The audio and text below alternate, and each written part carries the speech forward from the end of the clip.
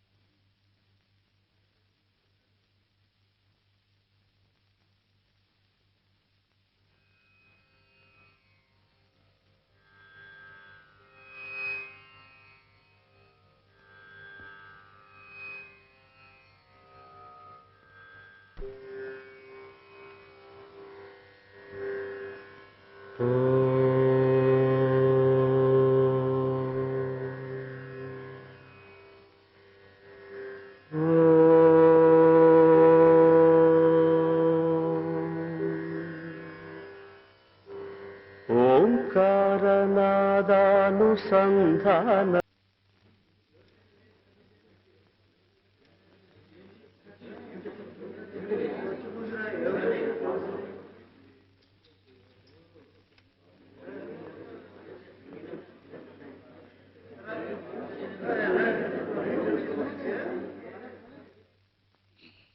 అదేమిటో ఓ జమీందారని గాని ఓ ఆగర్భ శ్రీమంతుడని గాని ఏమీ లేదనుకో జానకమ్మ. మంచి రసకందాయిల్లో ఉన్న పాతని తక్కువ ఆపేసి లేచి వెళ్ళిపోయారంతే కదూ శారదమ్మా. మరి ఆయన గళం విప్పారంటే తపస్సు చేస్తున్న ఋషిలా కూర్చుంటారాయే. మన శారదమ్మ పుట్టినప్పుడు ఏమైందో తెలుసా గోపాలం? అమ్మగారికి నొప్పులు మొదలయ్యాయి. పరిస్థితి విషమిస్తోందని డాక్టర్ చెప్పగానే కచేరీలో ఉన్న అయ్యగారికి ఆ మాట చెప్పడానికి పరిగెత్తాను నేను. ఏకాగ్రతతో పాడుతున్న అయ్యగారిని చూసేసరికి నోరు మెదపలేకపోయానుకో. తీరా ఆయన కచేరీ పూర్తి చేసుకుని ఇంటికి వచ్చేసరికి అంతా అయిపోయింది పాపం. ఆఖరి చూపు కూడా దక్కలేదన్నమాట. మన బండిలా ఉందమ్మో. చూసారా, ఆ డెక్కల చప్పుల్లో కూడా కోపం కనిపిస్తోందిరా దేవుడా.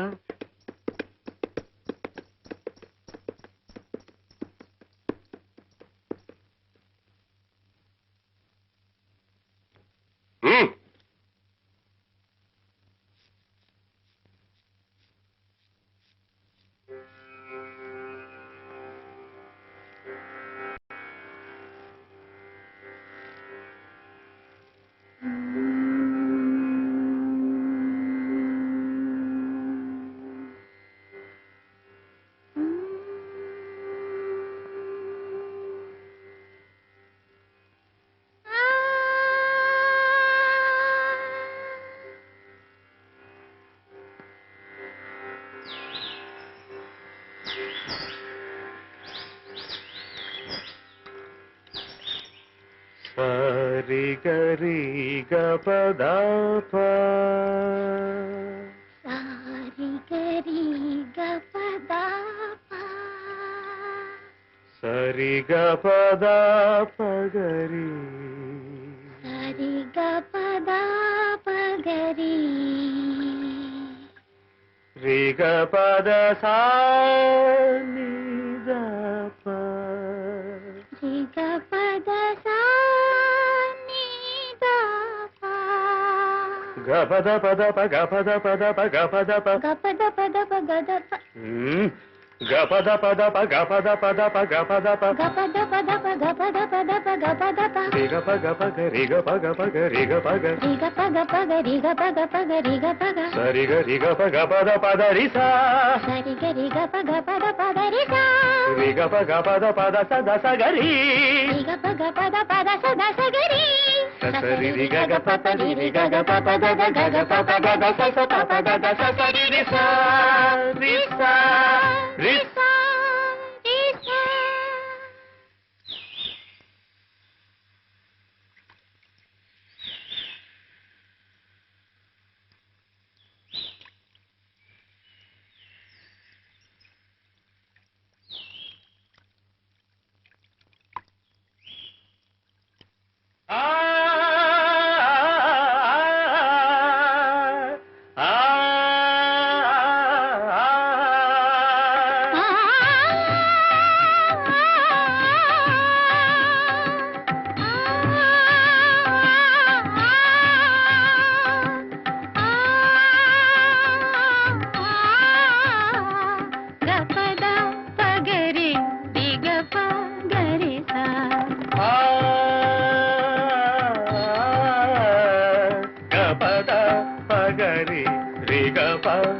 రి స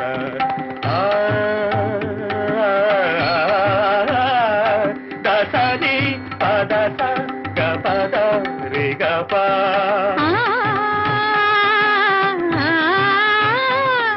దసరి పద స గ పద రి గ ప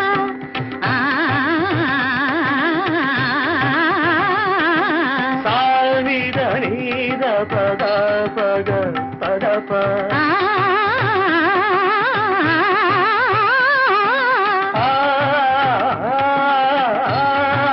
సరి పద సరి గరి గరి పద సద పద సద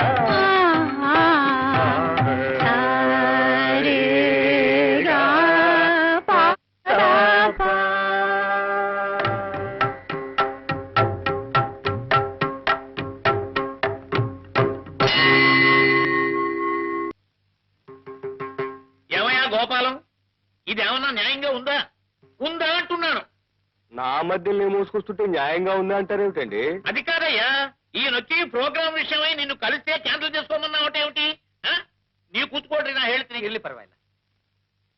చూడు, మన తెలుగు వాళ్ళు ఆహా ఓహో అనుకోవడం వేరయ్యా.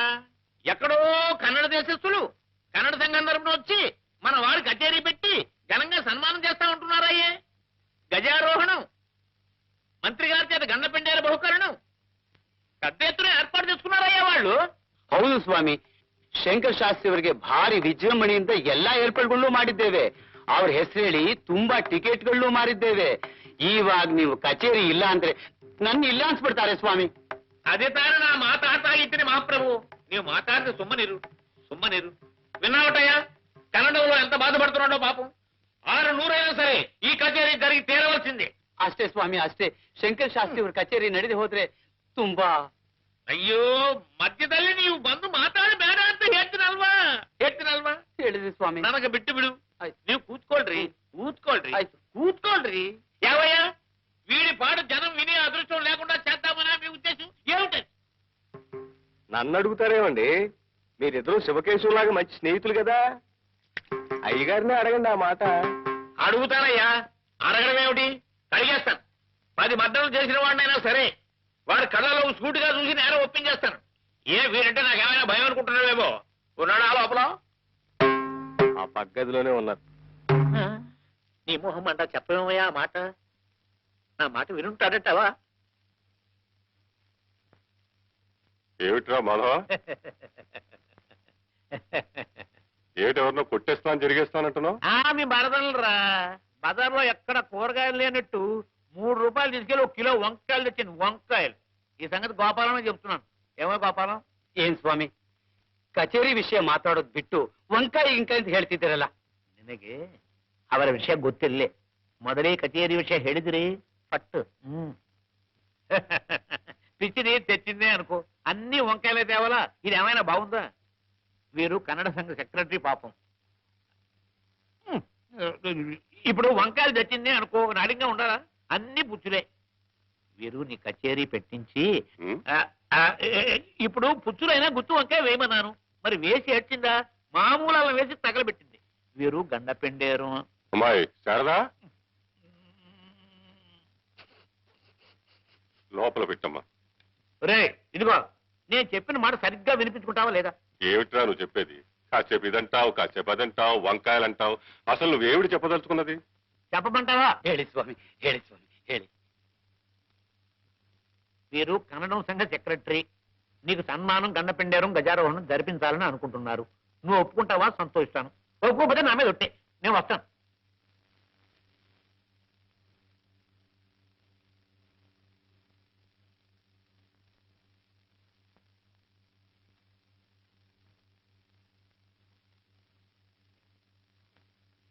ఆహా, రాఘవేంద్ర, ఎల్లా నిందయా.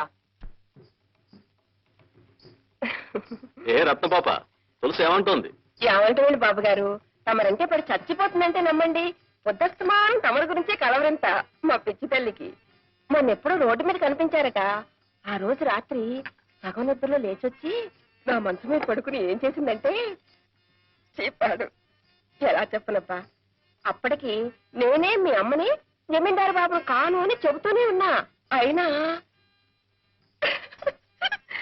నాకు సిగ్గేస్తాను బాబు, నేను చెప్పలేను. ఈ వయసులోనే ఎంత చెమటలు పట్టించేస్తున్నావు? మంచి వయసులో ఉండగా ఇంకెంత లబ్జుగా ఉండేదానివో. ఆ రోజులే వేరు. నేను మా తులసంత వయసులో ఉన్నప్పుడు ఊళ్ళో మగాళ్ళు ఎవ్వరూ పెళ్ళాలతో కాపురాలు చేసేవారు కాదనుకోండి. అదో వెలుగు. నా కూతురుకు కూడా అన్నీ నా పోలికలే. దానికి మీరంటే పంచప్రాణాలు బాబు గారు. అదేదోనమ్మా, ఏమిటది? ఆ రవ్వల నెక్లెసు. అది చేయించి పెట్టమని పోరు పెడుతోంది బాబు గారు. జమీందారు దొరగారు ముందుకి గోసి మేరతో ఎలా రాను, ఎలా రాగలను అని ఒకటే ఇదైపోతోంది బిడ్డ. బాబు గారు తలుచుకుంటే రవ్వ లెక్కలేసేమిటక్క, వజ్రాలు వడ్డాణవి చేయించేస్తారు. ఏం బాబు గారు? నెక్లెస్లు వడ్డాణాలు సరే కాని ఈసారి ఈ ఊరు తులసి కోసమే వచ్చాం. ఇవాళైనా వీలవుతుందా లేకపోతే? అయ్యయ్యో, వీలేకపోయాడు బాబు గారు. కిందటిసారంటే అమ్మ ఇంట్లో రావడానికి వీలేసుకోవడం లేదు గాని ఉమ్, ఈ వేళ అసలు చీకటి పడుతూ ఉండగానే వచ్చేయండి బాబు. తమకు అన్ని ఏర్పాట్లు ఇక్కడే. తప్పకుండా వస్తారు కదూ. రాకపోతే నా మీద ఒట్టే.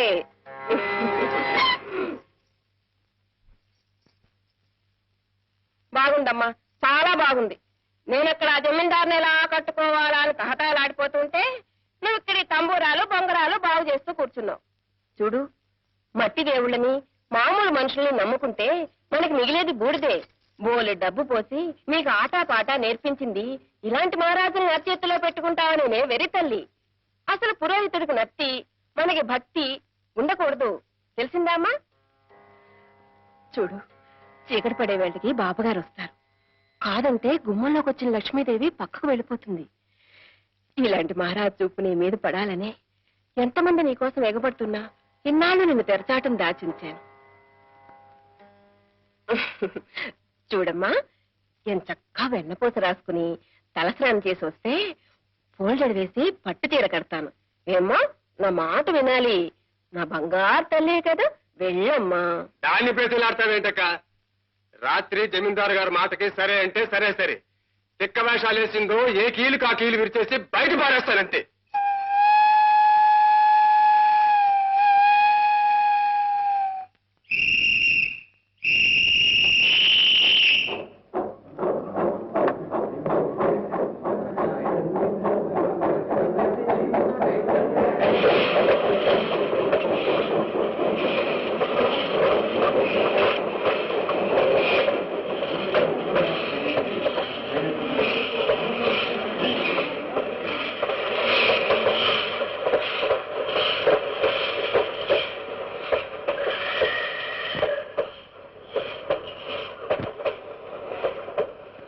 ఈ బండిలో ఉందే మరా?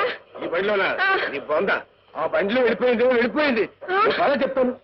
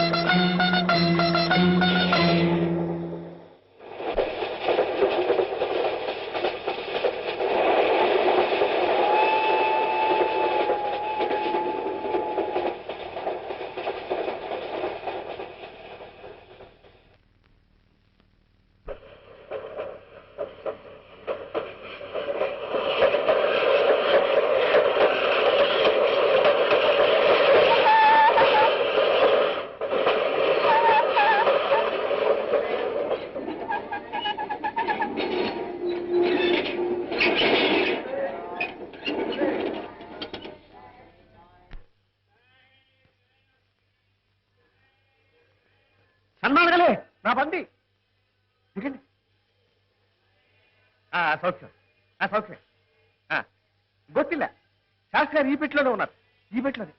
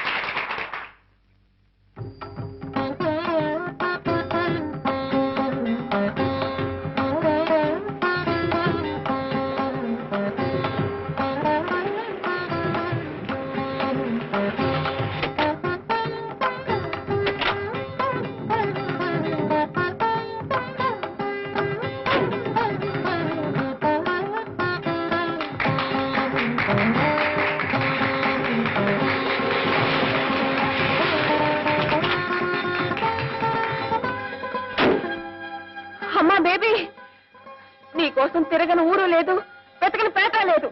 రాత్రి బావుల్లో తిండి తిప్పులు మానేసి కళ్ళల్లో ఒత్తులు వేసుకుని వెతుకుతున్నావమ్మా. నా తల్లి, ఏం బాబు లక్షణంగా పెళ్లి చేసుకోబోతున్న పిల్లని ఇలా లేపుకొచ్చేస్తావా? చూడమ్మా, నువ్వు ఎవరితో మాట్లాడుతున్నావో తెలుసా? తెలుసండి బాబు, ఈయన గారి గురించి చాలా తెలుసు. మా అమ్మాయి తులసి సంగీతం అంటే చెవి కోసుకుంటుంది. ఆ సంగతి అలసుగా తీసుకుని ఈ సంగీతం మాస్టారు మా అమ్మాయిని వల్లో వేసుకుని మాతో చెప్పకుండా లేపుకొచ్చేసాడండి. నువ్వు పదమ్మా. ఇదిగోండి అయ్యా, ఇలాంటి పవిత్రమైన స్థలాలకి సంస్థలకి ఒక పుణ్యాత్మని ఎవరైనా తీసుకురండి, పావనం అవుతుంది. అంతేగాని ఆడపిల్లల గొంతుల కోసం ఇలాంటి మహానుభావాలు కాదు.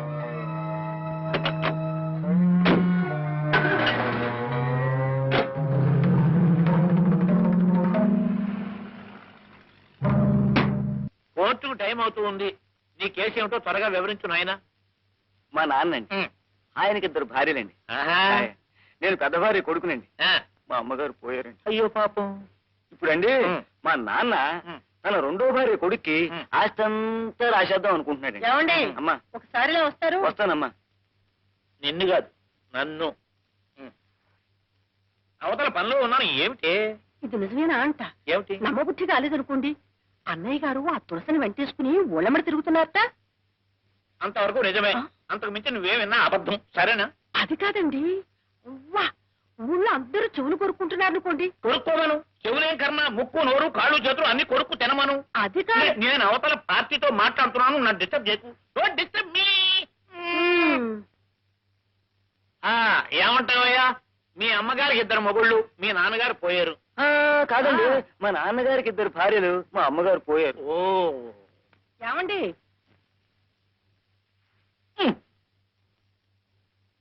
అబ్బా, ఏమిటి నీ గోళ? ఏమిటి నీ గోళ? గోళా కాదు, గోళీ కాదు. నేను చెప్పేది వినిపించుకోరే. ఏమిటి? అన్నయ్య గారు ఎంత నిష్ఠాపరుడు, ఎటువంటి సాంప్రదాయమైన వంశం. రోజు దేవతార్చన చేస్తేనే గాని పచ్చి గంగైనా ముట్టేవారు కాదు. ఇప్పుడు ఏమైనా తప్ప తాగి రోడ్డున పడ్డాడా? ఒక అనాథకి ఆశ్రయం ఇచ్చాడు, అంతేనా?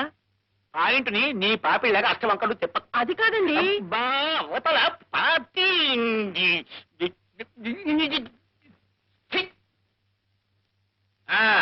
ఏమిటయ్యా నువ్వు అనేది?